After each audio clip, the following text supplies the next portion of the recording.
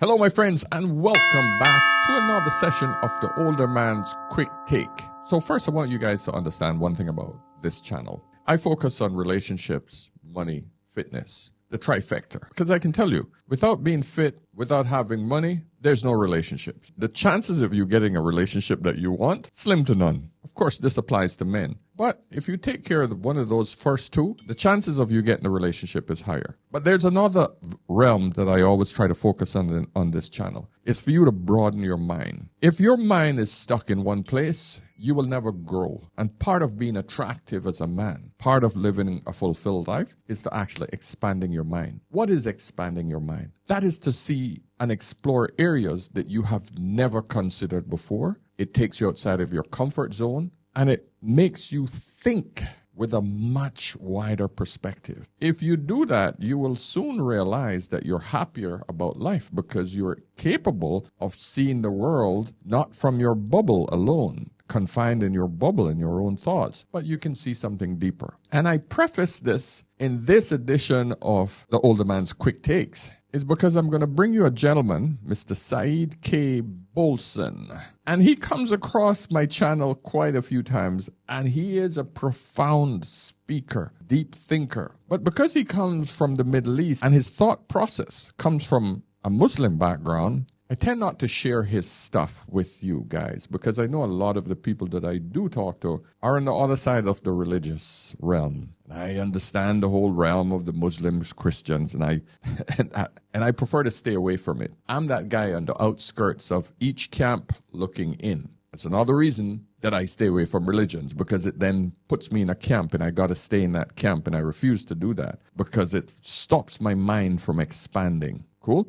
But he did share something profound that did not have a deep religious undertone, but it was quite profound, and I want you guys to listen to it because he makes some sense, man. He made some sense here. It's something that you guys should look at. So like the video, my friends, subscribe if you haven't, and let's get into this. Trump's so-called gold card program, visa program. You've heard about this? He's offering residency and a path to citizenship for $5 million. This is not an immigration policy, it's a fire sale. Citizenship is just another product on the shelf. I mean, why not tweak that program? Allow Americans to sell their citizenship for $5 million. Now that makes sense. Let struggling Americans get paid and move out of that country with their newfound millions. That's a program I could get behind. Imagine if, for instance, just say 10% of African Americans could sell their citizenship for $5 million each. That's roughly 5 million new millionaires, $25 trillion between them. You can get a Dominican citizenship for an investment of just $100,000. You could make the Dominican Republic $25 trillion richer overnight. You know, I'm just saying African Americans because they have the most obvious reasons for being interested in selling their citizenship, since they don't get much out of it in the first place. But if you offered a program like that in reality, well, I think that you'd see that country empty out. I mean, ask yourself, if you're an American, what would you rather have? American citizenship or $5 million? $5 million and the opportunity to get citizenship elsewhere and have all the safety and all the security that comes with being that rich. Retaining your citizenship is never going to secure for you that kind of wealth. It's never going to secure that kind of wealth for you. It's never going to give you that kind of freedom, and it's never going to give you that kind of security. And I think you know it. I think you ought to demand the right to sell your citizenship, since he's already treating it like a product, like an asset that can be bought and sold. So why can't the people who already possess that asset, who already have that product, why can't they sell it? Isn't that capitalism? Isn't that the free market? Forget about selling it. If American citizenship is worth $5 million, well, shouldn't we be entitled to a refund? I mean, I don't know about you, but I sure never got $5 million worth of value from my citizenship. Did you?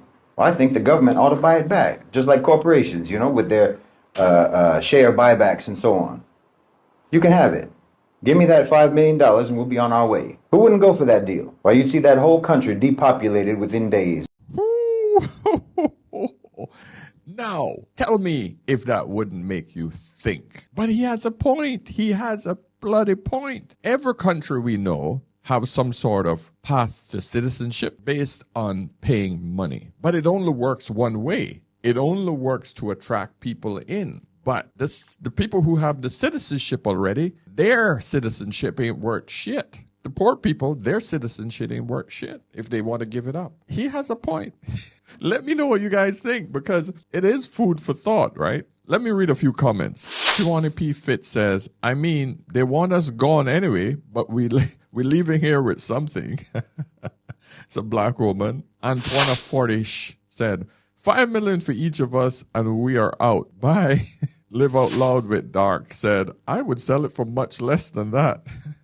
Wow. This is not me, guys. I'm just reporting this stuff, okay? I'm in a manifest said, this is something Malcolm X would say. His mannerisms is like Malcolm X. Hey, I saw the movie. True. DSG Believe said, the amount of talent and expertise that would leave the country overnight. Woo. Sugarcane Junkie said, heck yeah. I'm moving to Africa with you, ma'am. IMZ James says, I'm already living in Spain, but I'd be more than happy to sell my citizenship for $5 million. Obey the Crown Inc. said, and I'm gone with or without the $5 million, honestly. I'm Jamie Prince said, he could get all the black folks to leave with this strategy. So basically, practically everybody have said, hell yes. I haven't seen one comment out of all the thousands of comments where one person said, no, I wouldn't take that. None. Not even one.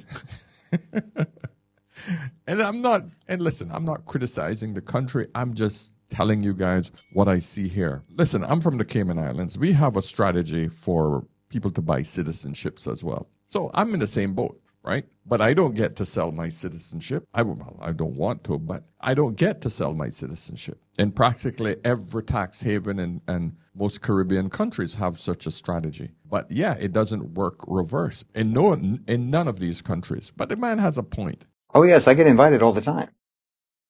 People have asked me to come and speak here, speak there, this masjid, that university, so on. Come on this or that podcast.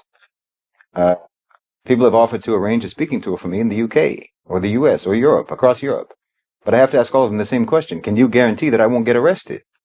See, I deeply appreciate these invitations, but I have to tell you, if you think that I can say what I say and not be detained in those countries, Western countries, then you've completely failed to understand the society that you live in. You haven't even heard what I've been telling you. You know, I've already been denied entry into countries that are American allies or American clients more than once. And I get stopped and interrogated almost every time I travel. You can get arrested in America without a warrant just for writing an article that's in agreement with international law, with the United Nations, with Amnesty International, with Doctors Without Borders, with Human Rights Watch, with the ICJ, with the ICC, with the entire global consensus, and you'll get arrested. They'll arrest you for that, and they'll call you a terrorist.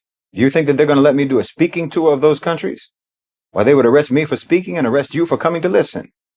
No, I'm sorry. I can only consider doing speaking engagements in the free world, not in the West. You know, if I gave a talk in North Korea, I think I'd feel safer, or China, or Russia, or any other country that the Americans tell you is totalitarian. I would have more confidence that my human rights and my civil rights and my freedom would be protected in any of those countries more than it would be in the United States of America, or in England, or France, or Scandinavia, or what have you. Please understand. I can consider speaking in the free world, but speaking freely in the West will get you thrown in jail. Understand the reality of the country that you live in. It's a lawless country, where literally anyone who's advocating for law and for justice is treated like a criminal. Ooh, I'm feeling nervous now about sharing this guy's stuff. Wow. Listen, my friends, I'm just sharing information that will give you food for thought. I'm not advocating for anyone at all, but I want you all to broaden your minds and to see and understand different points of view. All right. So, my friends, this is just another one from the older man. Subscribe, hit the old like button, please, on your way out. And, of course, join the membership system. So until tomorrow, my friends, remember, whenever in doubt, always ask an older man. I'll see you tomorrow. Cheers.